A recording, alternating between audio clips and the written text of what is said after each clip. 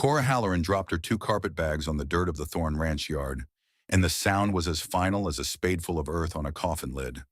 The dust, the color of rust and regret, puffed up around the worn leather, coating the scuffs of a journey that had worn down more than just her shoes.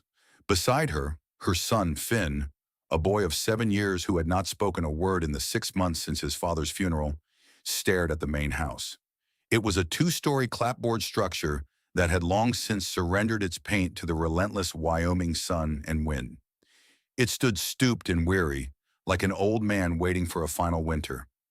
A man emerged from the barn, his shadow preceding him, long and sharp in the late afternoon light. He moved with the stiff-legged gait of someone whose joints had paid the price for a life lived on horseback. His face was a map of hard years, the lines around his eyes and mouth carved deep by sun and suspicion. His eyes were the gray of creek stones after a hard rain, and they took in Cora and the boy with a flat, unwelcoming appraisal. This was Elias Thorne, the gatekeeper. She knew it without being told. He was the end of the line. "Looking for something?" he asked. His voice was gravel and disuse. Cora squared her shoulders. They ached from carrying the bags and the heavier, unseen weight of her circumstance. She had walked the last 5 miles from the stage drop, Finn's small hand a fragile anchor in her own. She had rehearsed a plea, a story of widowhood and hardship, but looking at the man's closed-off face, she knew pity would find no purchase here. It would be seen as another kind of weakness, and she had no more room for weakness. So she said the one thing a desperate woman was never supposed to say. "I'm not looking for a handout. I'm looking for work. I can cook, clean, mend, and keep books. I can make a sow's ear taste like a silk purse, and I can make a dollar stretch until it screams. I'll work for board for myself and my boy, and nothing more, for 1 month. If you're not satisfied, we'll be on our way without a backward glance." Elias Thorne did not so much as blink. He looked at her worn dress, the careful patches at the elbows a testament to her claim of mending. He looked at the boy whose silence was a presence all its own, a small, still pool of sorrow. Then his gaze returned to her. He had seen women like her before, washed up by tragedy, looking for a safe harbor. They usually brought more trouble than they were worth, their grief a clinging vine that could choke the life out of a place already struggling to draw breath.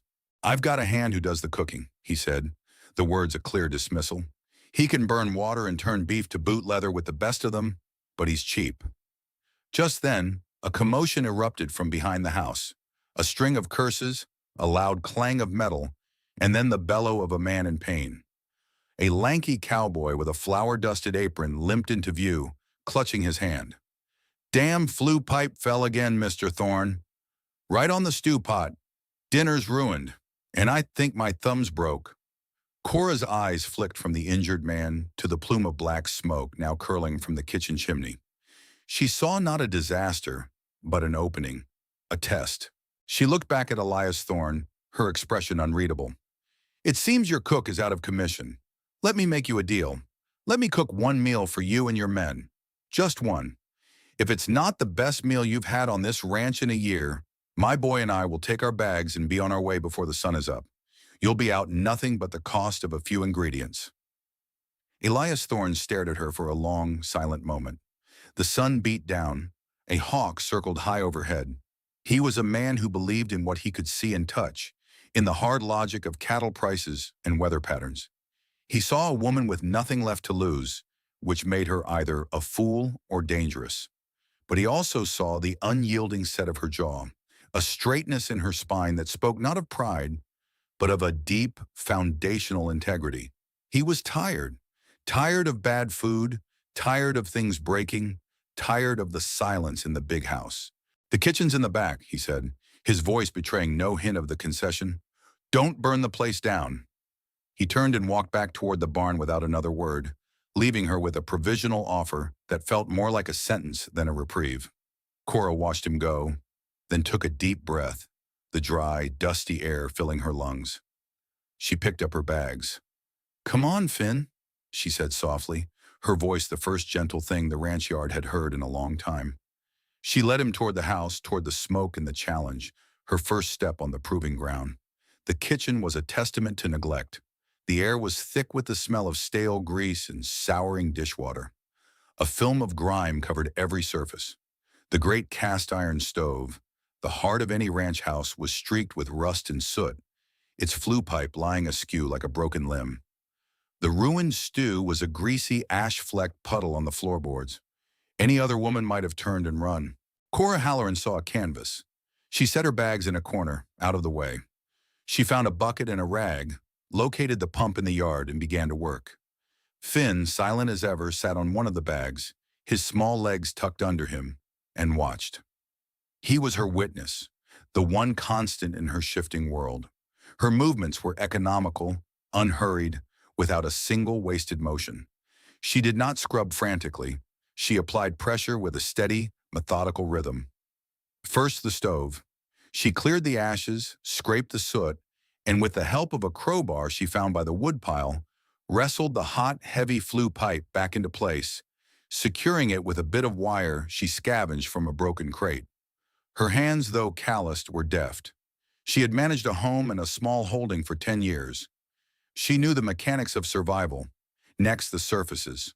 The long wooden work table was scoured with lye soap until the pale grain of the wood showed through, smelling faintly of pine and clean effort. She washed every pot, every pan, every tin plate and fork, lining them up on the freshly cleaned shelves. The room began to transform. The oppressive smell of neglect receded, replaced by the sharp, honest scent of soap and hot water. She took inventory of the pantry. It was as grim as she expected. A half-empty sack of weevil-shot flour, a barrel of salt pork, sacks of beans and potatoes, a few withered onions. But in the back, behind a stack of empty jars, she found a small tin of baking soda, a half-full canister of cornmeal, and a crock of lard that was still good. It was enough. She worked with a focused intensity that was a kind of prayer. She was not just cleaning a kitchen or preparing a meal. She was building an argument. Every clean surface, every organized shelf, every deliberate action was a piece of evidence in her case. I am competent. I am reliable. I can bring order from chaos. As the sun began to set, casting long shadows across the yard, the men started drifting in from the range. There were 4 of them besides Thorne. A young man named Luke with an open, curious face. An older, wiry hand called Silas, who moved with the quiet deliberation of a man who had seen it all and commented on none of it. A thick-set, grumbling man in his 40s named Jedediah Stone, the one whose complaining she had heard earlier, his thumb now crudely splinted. They stopped in the doorway, drawn by a scent that had been absent from this place for years, the smell of baking bread. They saw the transformed kitchen gleaming in the lantern light. They saw Cora, her face smudged with soot but serene, pulling a pan of golden brown biscuits from the oven. A pot of beans simmered on the stove, rich with salt pork and onion, and slices of potato were frying to a crisp in a skillet. It was simple fare, made from the same meager ingredients they had been choking down for months, but it was utterly transformed. Elias Thorne was the last to arrive. He stood in the doorway, his expression as guarded as ever, but his eyes took everything in. The clean room, the organized pantry, visible through the open door, the quiet, efficient woman at his stove, and his silent, watchful son, who had not moved from the corner, but whose gaze followed his mother's every move. No one spoke. Cora filled plates and set them on the long table in the main room. The men took their seats, a new and uncertain quiet settling over them. Jed Stone, the injured cook, grumbled under his breath, but even he could not disguise the hunger in his eyes. Cora placed a plate before Elias. It held 2 fluffy biscuits, a ladle of thick beans, and a pile of crispy potatoes. It was a king's feast made from a pauper's larder. She did not wait for his verdict. She made a small plate for Finn and took it to him, sitting on the floor beside his perch on the carpet bag. She ate with her son, her back to the men, granting them the space to pass judgment without her eyes on them. The only sounds for the next 10 minutes were the scrape of forks on tin plates and the low, appreciative murmurs of men eating good food for the first time in a long time. Luke, the young one, was the first to finish. He let out a sigh of pure contentment. "Ma'am," he said, his voice full of awe, "I ain't had a biscuit like that since I left home." Jed Stone said nothing, but he got up and helped himself to a second serving of beans. Silas, the quiet one, methodically wiped his plate clean with the last piece of his biscuit, then gave a single, slow nod in Cora's direction. It was as good as a speech. Elias Thorne ate slowly, deliberately. He broke a biscuit in half, steam rising from its tender center. He tasted the beans, the simple, honest flavor of them. He was a man who had walled off his senses, who had learned to expect nothing, and so was rarely disappointed. But this meal was an intrusion. It was a reminder of a life he had forgotten, of comfort and care. It was a quiet, devastating assault on the fortress he had built around himself. When he was finished, he pushed his plate back. He looked at the woman and the boy, a small, self-contained unit in the corner of his neglected home. He thought of her words. If it's not the best meal you've had in a year, it was. And that fact was both a relief and a profound irritation. Clear his throat. He rose from the table. There's a small room off the back of the kitchen. It's meant for a cook. You can use it. He paused, his hand on the doorframe leading to his office. The work starts at sunrise. He did not say thank you. He did not say she had passed the test. He did not offer a word of praise, but he did not tell her to leave. For Cora Halloran, it was a victory more complete than any flowery compliment. She had not appealed to his heart. She had appealed to his sense. She had proven her value. She had earned her place for one more day. The small room was little more than a closet with a window, containing a narrow cot and a small, rickety table. But Cora cleaned it with the same methodical care she had the kitchen. She shook out the dusty mattress, laid down their one spare blanket, and tucked Finn into the bed. For the first time in weeks, he would sleep with a full belly under a solid roof. She sat on the edge of the cot for a long time, listening to the unfamiliar sounds of the ranch house settling for the night. The creak of floorboards, the low murmur of the men's voices from the bunkhouse, the distant call of a coyote. She was an island, she and her son, in a sea of wary men. But for tonight, the island had held against the tide. The next morning, Cora was up before the first hint of dawn, the sky still a deep, star-pricked indigo. The fire in the stove was already lit, a pot of coffee brewing, its rich aroma a welcome sentinel against the morning chill. When the men straggled in, bleary-eyed and expecting the usual cold leftovers, they found a hot breakfast waiting. Fried salt pork, scrambled eggs she'd found in a neglected hen house, and more of the miraculous biscuits, served with a small pot of wild berry jam she'd discovered in the back of the pantry. This became her rhythm. Day after day, she imposed a quiet, relentless order on the chaos of the Thorne Ranch house. She did not just cook, she managed. The pantry was inventoried, a list of needed supplies drawn up. The neglected garden patch behind the house was weeded and tilled, the last of the season's hardy vegetables coaxed back to life. She mended the men's clothes, her needle flashing in the lamplight long after they had retired to the bunkhouse. She was a force of quiet restoration. Luke, the young hand, was her first true ally. He began bringing her small offerings, a handful of late-season wild plums, a pretty stone for Finn, a bucket of fresh milk from the one cow the ranch kept for its own use. He would talk to Finn, not expecting an answer, telling the boy about the horses, about a fox he'd seen near the creek. And one afternoon, Finn, who had followed his mother everywhere like a shadow, reached out a small hand and touched the nose of Luke's gentle mare. It was a small gesture, but for Cora, it felt monumental. Silas, the old sage, showed his approval in his own way. He began leaving a perfectly stacked pile of split firewood by the kitchen door every evening, saving her the work. He never mentioned it, and she never thanked him directly, but an understanding passed between them, a silent acknowledgement of mutual respect for work done well. Jedediah Stone, however, was the resistor. Her competence was a daily rebuke to his own long tenure of neglect. He saw her improvements not as a blessing, but as a judgment. He grumbled about the way she organized the pantry, claiming he couldn't find anything. He complained that her meals were too fussy, though he always ate his fill. The confrontation, when it came, was over a sack of flour. Cora had discovered Jed was in the habit of trading ranch supplies, a little flour, some sugar, a slab of bacon, to a passing trapper in exchange for cheap whiskey. It was a petty theft, the kind that happened on isolated ranches, but it was a leak in a boat that was already taking on water. One afternoon, she saw him hefting a small sack of flour, heading toward the road. She stepped out of the kitchen, wiping her hands on her apron. She held a heavy iron skillet, still warm from the stove. She didn't raise it, just held it at her side, its weight a comfortable, solid presence. "That flour is for baking, Jed," she said, her voice even. He whirled around, his face flushing a dull red. "It's just a little. Old Man Thorne never minded before." "Mr. Thorne is paying for supplies to feed his men, not to trade for whiskey," she replied, her gaze unwavering. "Put it back in the pantry." "Who do you think you are?"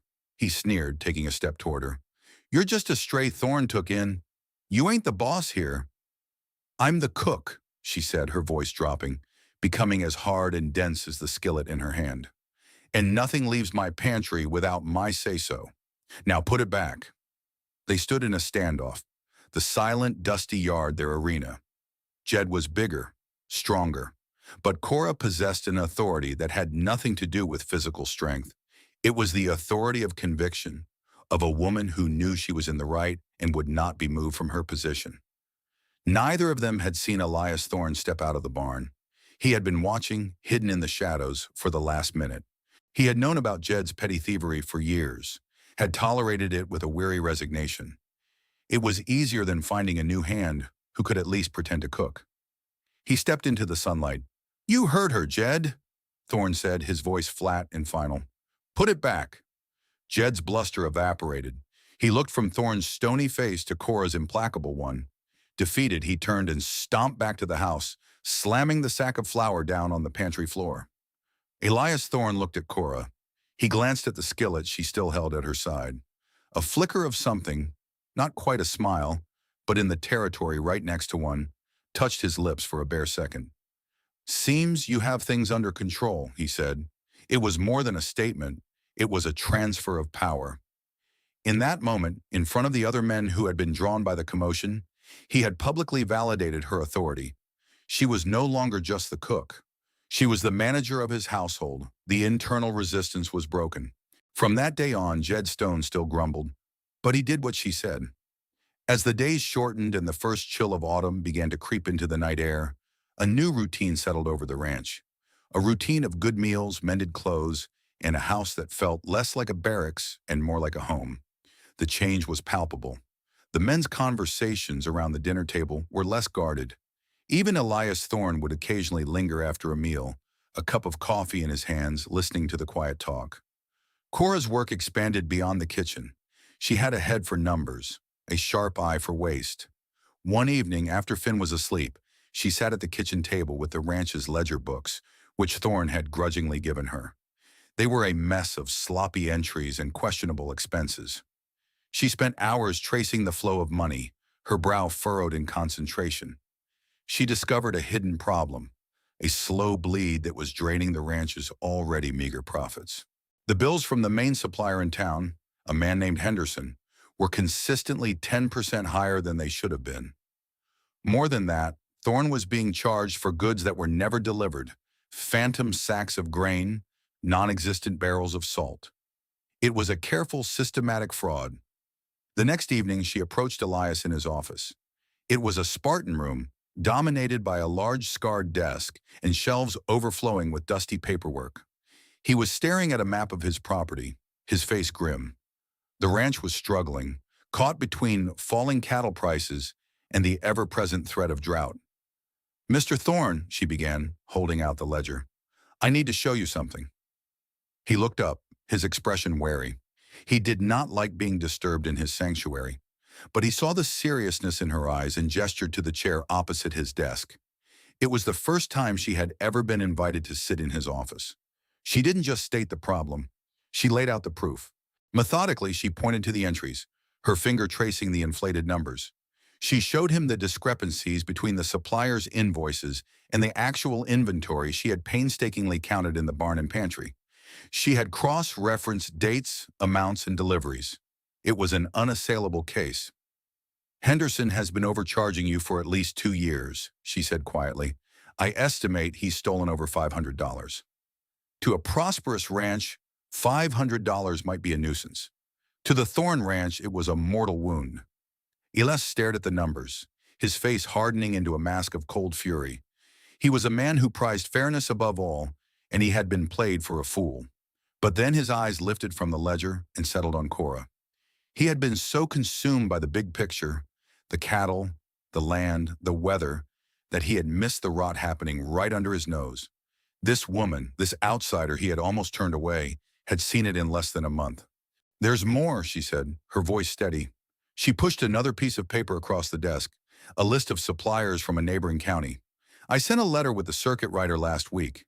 These are the prices they offer. They're lower even with the freight costs. And I found this." She indicated a small advertisement she had circled in an old newspaper. A new freight company was offering competitive rates to ranchers willing to form a cooperative. She had not only identified the problem, she had found a solution.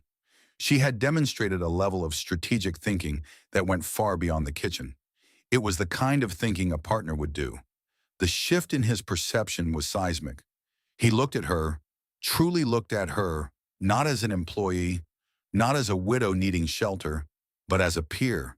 He saw the intelligence in her clear, direct gaze, the quiet strength that had been there all along. He had hired a cook. What he had gotten was a quartermaster, an accountant, and a strategist. "Thank you, Cora," he said. The use of her first name was as startling as a shout in the quiet room. It was the first time he had said it. A fragile bridge had been built across the chasm of his distrust. He acted on her information the very next day. He rode into town, the evidence she had compiled tucked into his saddlebag. The confrontation with Henderson was, by all accounts, brief and brutal. The overcharging stopped. The new supply arrangement was made. The financial bleeding of the Thorn Ranch was staunched. When he returned, he brought back a bolt of sturdy blue wool cloth and a small leather-bound book of illustrated fairy tales. He handed the cloth to Cora. "For a winter coat," he said gruffly, "for you and the boy." He then knelt, a gesture so uncharacteristic it stunned the onlooking hands, and offered the book to Finn. Finn, who had shied away from Thorn's presence for weeks, looked at the book, then up at the man's weathered face. He reached out and took it, his small fingers tracing the gold lettering on the cover. He did not speak, but he looked directly into Elias Thorn's eyes, and for the first time, there was no fear in his gaze. The trust between Cora and Elias deepened into a quiet, unspoken partnership. He began to consult her on matters beyond the household, on hiring, seasonal help, on the best time to sell a small portion of the herd. She would listen, ask pointed questions, and offer her calm, reasoned opinion. The kitchen table became their conference room, the hub of the ranch's operations. But as the ranch began to stabilize, a new threat materialized, one that had been lurking at the edges all along. Elias's cousin, Marcus Thorn, owned the neighboring property. He was a man whose ambition had long outstripped his abilities, and he had always coveted Elias's land, which had better water rights.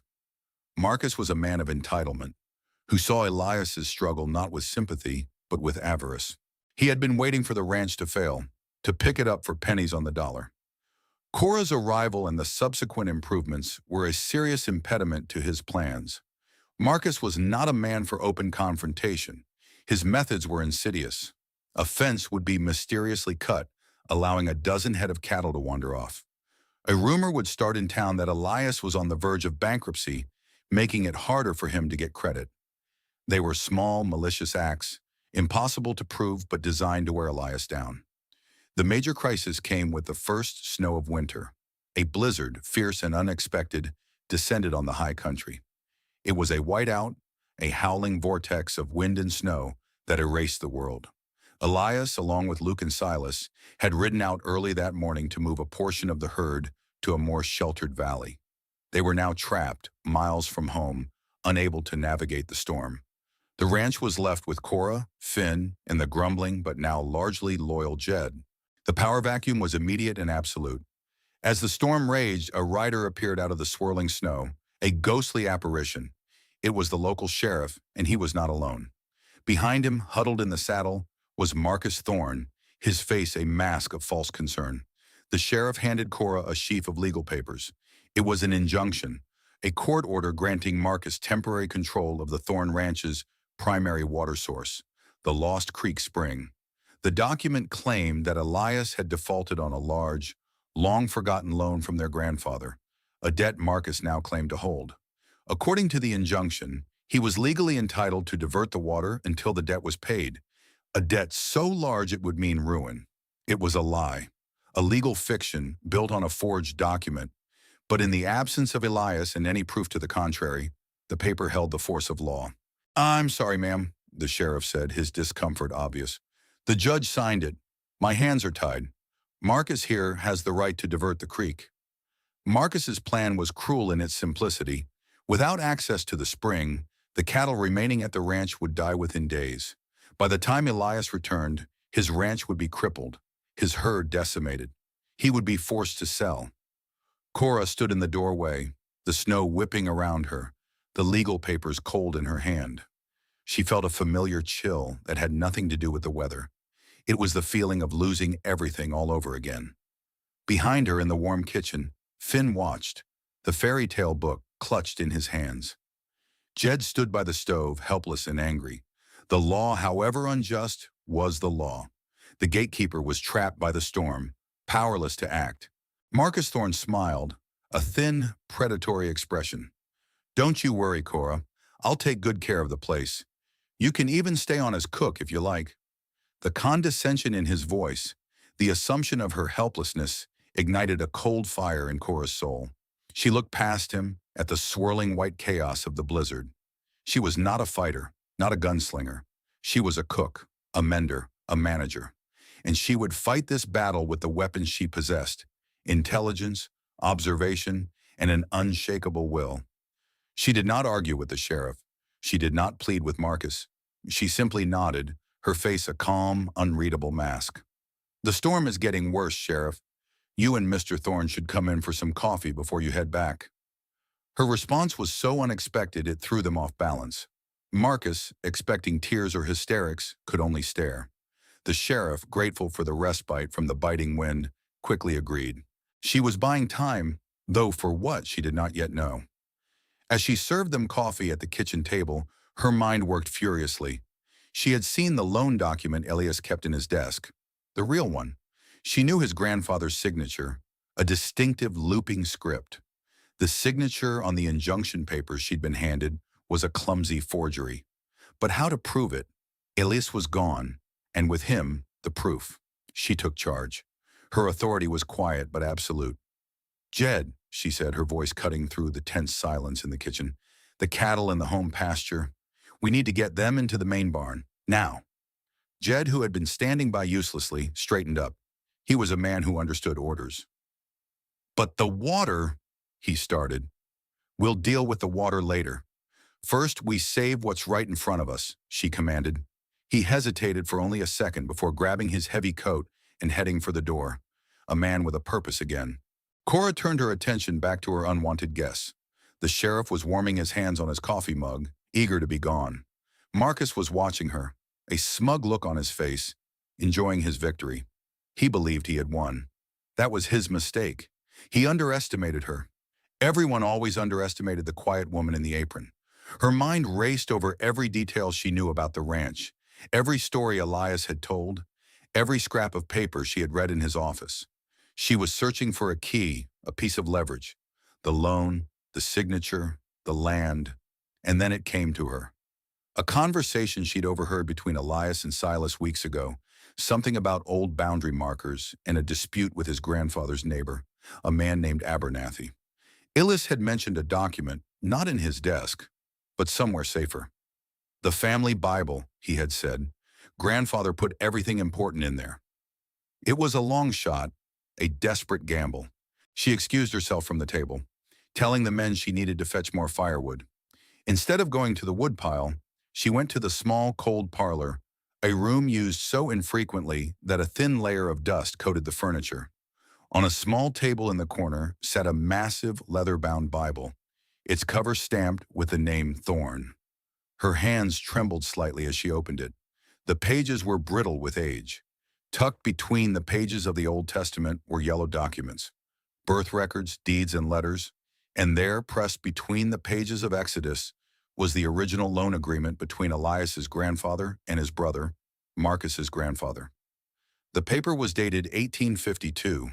At the bottom, next to the looping, authentic signature, was a single, heavily inked word, paid, and beneath it, a second signature, a witness to the final payment, Jeremiah Abernathy. She held the proof in her hand, but the sheriff was already standing, ready to leave. Marcus was smirking, preparing to go out and oversee the diversion of the creek. She had only moments.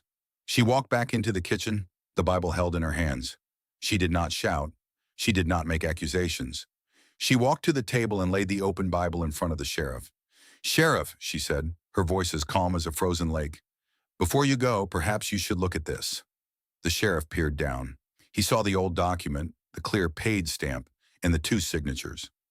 He then looked at the injunction in his hand, at the clumsy forged signature on Marcus's claim. The color drained from his face. He was a man of the law, and he knew he was looking at a felony. Marcus lunged for the Bible, but the sheriff was faster. He put a heavy hand on the book. "Hold on there, Marcus." His voice had lost all its earlier apology. It was now cold steel. "This looks like fraud, a serious crime." Marcus Thorne's face contorted with rage and panic. His plan, so perfectly constructed, was unraveling because of a woman who was supposed to be a nobody. "It's a trick. That paper means nothing," he blustered. "It's witnessed by Jeremiah Abernathy," Cora said quietly. "His son, Thomas Abernathy, is the circuit judge, the same judge who signed your injunction. I imagine he'd be very interested to see his father's signature on a document you claim is false." It was the final, devastating blow. The mention of the judge's father, connecting the proof directly to the seat of legal power, broke Marcus completely. He was trapped. His bluff had been called, his crime exposed. The threat was neutralized not with a bullet, but with a piece of paper from a family Bible, wielded by a woman who knew the power of history and truth. The sheriff looked at Marcus with pure disgust. "You're coming with me, Marcus. We're going to have a long talk back in town. As for this injunction," he ripped the document in half and tossed the pieces onto the table, "it's null and void." The crisis was over. The external antagonist was defeated, his power broken not by violence, but by his own greed and Cora's superior intellect. He was led out into the storm, a diminished figure, his attempt to steal the ranch ending in public disgrace. When the storm finally broke 2 days later, Elias, Luke, and Silas returned, exhausted and half frozen, but safe. They found the ranch intact, the cattle secure in the barn, and a hot meal waiting for them. It was Jed who told Elias what had happened, his voice full of a grudging, newfound respect for Cora. He told the story of the sheriff, the forged papers, and the family Bible. Elias listened, his face unreadable. He looked across the kitchen at Cora, who was ladling stew into a bowl for Finn. She had not only protected his home, she had saved it. She had faced down his enemy and won, using nothing but her wits and her courage. She had done what he, the owner, the man of the house, had been unable to do. That evening, after the others had gone, Elias found her by the hearth, mending a tear in Finn's small coat. The house was quiet, filled with the warmth of the fire and the lingering smell of fresh bread. The silence between them was no longer one of suspicion, but of deep, comfortable understanding. He stood before her, turning his hat over and over in his hands, a rare uncertainty in his posture. "Jed told me what you did," he said, his voice low. Cora did not stop her sewing. "I did what was necessary. You saved this place," he said. "This ranch, it wouldn't be here without you." He finally stopped fidgeting with his hat and looked at her directly. The guard was gone from his eyes, replaced by a raw vulnerability she had never seen before.